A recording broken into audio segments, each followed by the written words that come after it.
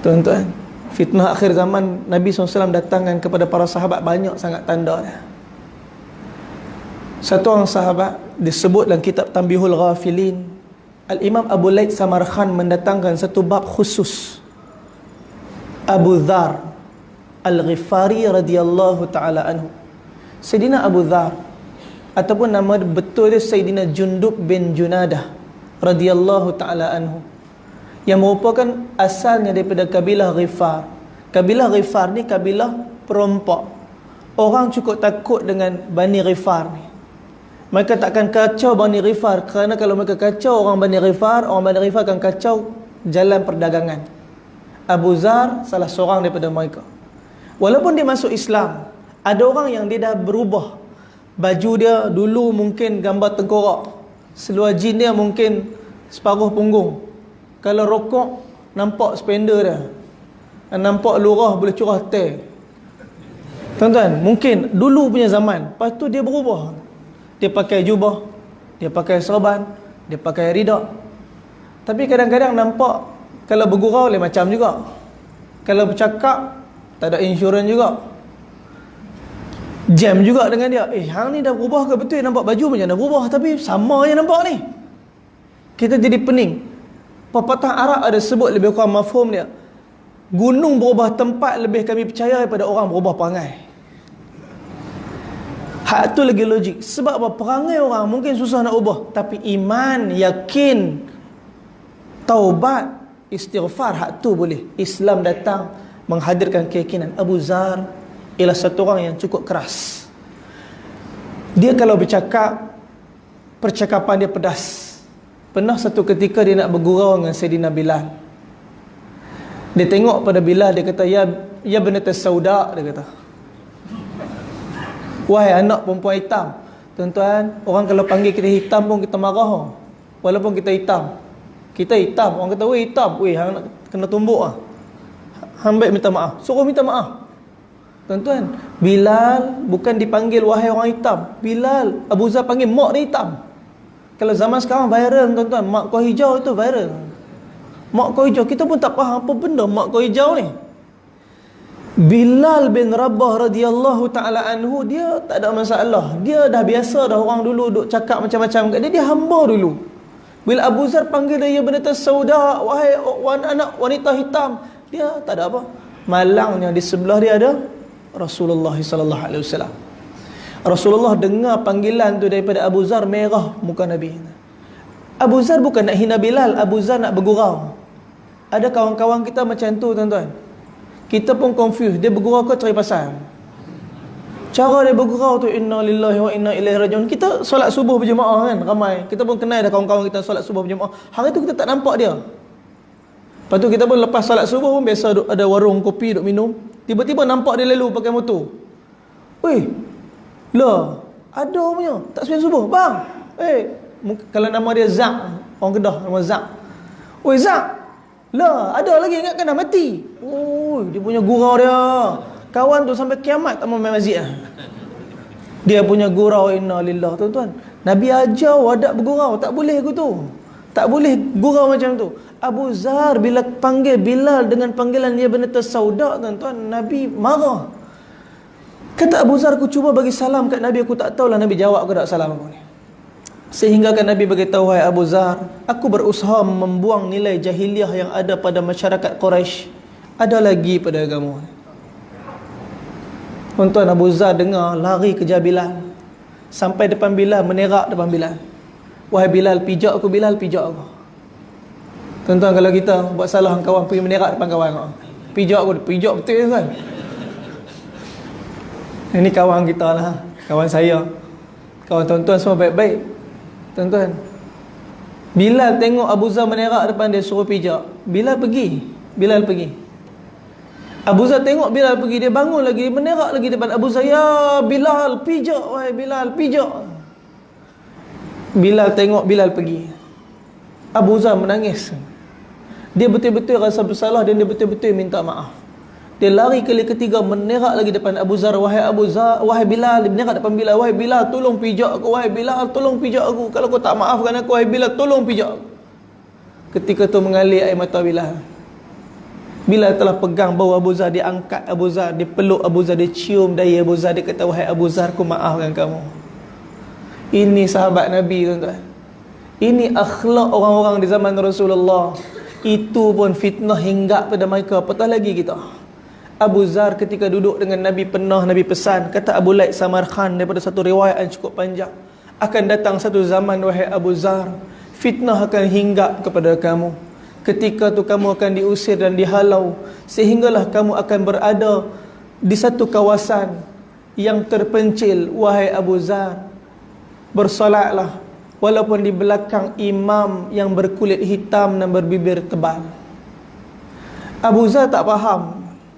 Ni Nabi cerita benda yang akan datang ni, yang belum lagi datang masa itu. Maka Sayyidina Abu Zar melalui kehidupan, Nabi pesan, wahai Abu Zar, jangan pernah jadi pemimpin walaupun untuk 2 orang. Ini pesan Nabi untuk Abu Zar. Kerana Abu Zar satu orang yang sangat bertakwa. Dia satu orang yang mana kehidupan akhirat semata-mata makna kehidupan dia. Dunia tak ada dalam hati dia. Ketakwaan Abu Zar ialah sebenar-benar ketakwaan yang diredai oleh Allah. Satu hari Jibril AS turun kepada Rasulullah. Abu Zar lalu depan Nabi. Jibril tanya, ya Rasulullah, Abu Zar ke tu? Nabi tanya, wahai Jibril, kamu kenal Abu Zar? Jibril kata, bukan aku je kenal Abu Zar, seluruh penghuni langit kenal Abu Zar, kata Sayyidina Jibril. Kita malaikat kenal tak agak orang malam ni? Agak-agak kalau kita meninggal dunia, macam mana hubungan kita dengan penghuni langit? Sebab tu Allah pesan, innal ladzina qalu rabbuna Allah, sesungguh orang-orang yang mengatakan Tuhan kami Allah. Allah uji, dia tak tengok orang lain, dia tengok Allah, Allah Tuhan kami. Thumma istaqamu, bukan sekali, bukan 2 kali, bukan 3 kali. Dia istiqamah dalam ujian tadi, mengatakan Allah, Allah, Allah Tuhan kami. Tatanazzalu alaihimul malaika, maka para malaikat akan turun pada dia. Para malaikat akan bersama-sama dengan dia. Para malaikat akan berada di sisi dia. Para malaikat akan kata pada dia, alla takhafu wa la tahzanu, jangan kamu takut, jangan kamu sedih. Para malaikat tenangkan hati dia. Walaupun manusia buat tak peduli kat dia, orang lain macam tak nampak dia, seolah-olah tak ada orang nak tolong dia, Allah hantar penghuni langit, para malaikat tolong bersama-sama dengan dia. Wa abshiru bil jannah, khabar gembira yang kami datangkan kepada kamu dengan syurga. Allati kuntum tu'adun, yang mana Allah telah janjikan kepada kamu. Dan malaikat sambung lagi, nahnu awliyaukum fil hayatid dunya wa fil akhirah. Kata para malaikat, kami ini akan jadi pembantu-pembantu, peneman-peneman kamu di kehidupan dunia dan akhirat. Dia berkawan dengan malaikat. Walaupun orang tengok dia dalam keadaan orang tak suka kerana agama yang dia hidupkan, kerana kelantangan suara dia untuk bangunkan agama, kerana dakwah dia ajak manusia kepada Allah, orang tak suka dia. Duk kerja ketuk pintu rumah aku, ajak pergi masjid ada ni. Ingat aku tak tahu kan masjid kat mana? Masjid kerja, aku tahu lah masjid kat mana. Dia ketuk pintu rumah aku. Orang cakap macam-macam kat dia. Dia bukan peduli. Yang dia tahu, ini kerja, ini perintah. Inilah yang Nabi tinggalkan daripada segala pusaka harta Nabi SAW. Dakwah ialah benda yang paling mahal Nabi tinggalkan untuk umat. Tuan-tuan, Sayyidina Abu Zar ketika peperangan Tabuk, Sayyidina Abdullah bin Mas'ud riwayatkan, peperangan Tabuk ialah peperangan yang cukup sukar. Daripada Madinah menuju ke Tabuk 800 km. Ketika itu musim panas dan musim kurma masak ranum. Orang-orang munafik tak mau ikut perang. Beberapa orang sahabat ada yang tertinggal, yang mana cerita dia kita tak cerita malam ni, yang mana mereka ialah orang yang tertinggal atas sebab-sebab yang tertentu.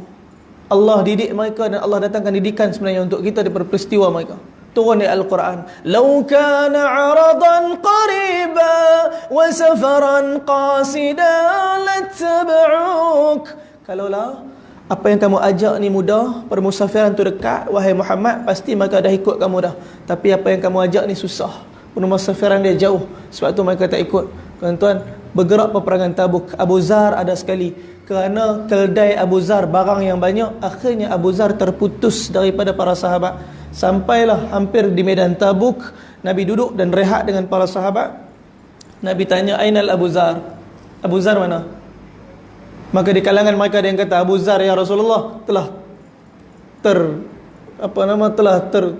tertinggal dengan keduniaan. Telah tertipu dengan keduniaan." Maksudnya Abu Zar pun dah tertinggal dah, tak ikut kita. Nabi kata, "Tak. Aku kenal Abu Zar, Abu Zar bukan macam tu." Daripada jauh Nabi nampak ada seorang lelaki datang dalam keadaan sayup, di sebelahnya keldai yang penuh dengan barang. Nabi tengok dan Nabi kata, "Tu Abu Zar, yamshu wahdah wa yamutu wahdah wa yub'atsu wahdah." Dia jalan seorang-seorang dia, nanti dia mati seorang-seorang, dan dia akan dibangkitkan nanti pun seorang-seorang. Kata Abdullah bin Mas'ud, aku dengar perkataan ini daripada Rasulullah, sehinggalah wafatnya Rasulullah. Nanti bila Abu Bakar jadi khalifah, sentiasa Abu Bakar ziarah Abu Zar. Selalu Abu Bakar tanya, "Wahai Abu Zar, kamu baik-baik saja? Apa ada masalah? Apakah ada perkara yang merungsingkan kamu?" Abu Zar takut fitnah yang Nabi cakap tadi kena zaman dia. Wafat Abu Bakar Siddiq, naik pada Sayyidina Umar. Sayyidina Umar pun duk tanya soalan yang sama. Takut fitnah Abu Zar tadi kena kat dia di zaman dia. Wafat Umar Al-Khattab, sampai pada Uthman ibn Affan. Itulah saat dan ketika Sayyidina Uthman bin Affan telah hantar ke Syam, ke Suriah, Abu Zar untuk bersama di sana membantu Muawiyah bin Abu Sufyan, gubernur Syam.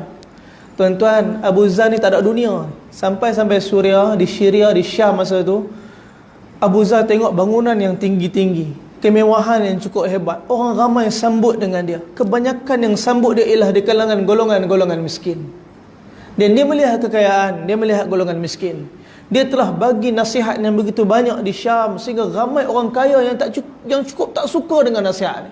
Akhirnya mereka telah tulis surat kepada Sayyidina Uthman untuk bawa balik Abu Zar, kerana mereka rasa tergugah dengan keberadaan Abu Zar di kota Suriah. Akhirnya dibawa balik oleh Sayyidina Uthman. Ditawarkan Abu Zar jawatan di Madinah. Kata Abu Zar, "Wahai Uthman, aku tak perlukan dunia ni. Aku tak perlukan dunia ni. Yang aku inginkan satu tempat supaya aku terus hati terpaut dengan Allah." Maka diizinkan oleh Sayyidina Uthman. Ketika itu Abu Zar Al-Ghifari telah bergerak dan bermukim di satu kawasan yang bernama Rabzah. Rabzah tak jauh. Rabzah 5 km daripada Masjid Nabawi. Tuan-tuan kalau pergi umrah lepas ni boleh tulis Rabzah. Rabzah 5 km Masjid Nabawi, boleh ambil taksi pergi sana. Ada makamnya Sayyidina Abu Zar Al-Ghifar. Di sana ada satu masjid. Imam masjid tadi ialah satu orang berkulit hitam, berbibir tebal. Kata Sayyidina Abu Zar, "Ini yang Nabi kata. Ini yang Nabi kata. Hari ini telah sampai pada aku. Pasti aku akan mati bersendirian di sini." Hampir wafat Abu Zar. Abu Zar pesan kat isteri dia untuk meletakkan jasad dia di tengah-tengah khalayak, di tengah-tengah jalan, supaya orang-orang yang lalu ambil dan sempurnakan jenazah dia. Kain kafan nak tutup badan dia pun tak ada. Akhirnya disiapkan Abu Zar, diletakkan di tengah-tengah jalan. Lalu satu kabilah, maka berhenti kabilah tadi, diminta oleh isterinya Abu Zar untuk diuruskan jenazah tadi. Siapa yang ada dalam jenazah, dalam jemaah tu? Disebutkan oleh Al-Imam Abu Laith Samarkhan rahimahumullah ta'ala anhu, bersama yang ada dalam jemaah tadi ialah Sayyidina Abdullah bin Mas'ud radhiyallahu ta'ala anhu. Dia tengok, "Aku tak kala melihat wanita tadi hatiku berdeguk kencang. Pasti hari ini satu perkara lagi yang Nabi SAW sebut akan menjadi satu kenyataan." Bila aku turun dan aku lihat ternyata yang berada di pembaringan itulah Abu Zar. Menangis Sayyidina Abdullah bin Mas'ud. Abdullah bin Mas'ud tengok muka Abu Zar. Abdullah bin Mas'ud cuma kata, "Wahai Abu Zar, aku teringatkan Rasulullah, wa yamshu wahdah wa yamutu wahdah wa yub'atsu wahdah. Dulu kamu jalan seorang-seorang, hari ini kamu mati seorang-seorang, nanti kamu akan dibangkitkan seorang-seorang." Selesailah hayat satu orang sahabat Nabi yang mulia, Sayyidina Abu Zar Al-Ghifari radhiyallahu ta'ala anhu. Tuan-tuan, ini fitnah yang telah menimpa para sahabat.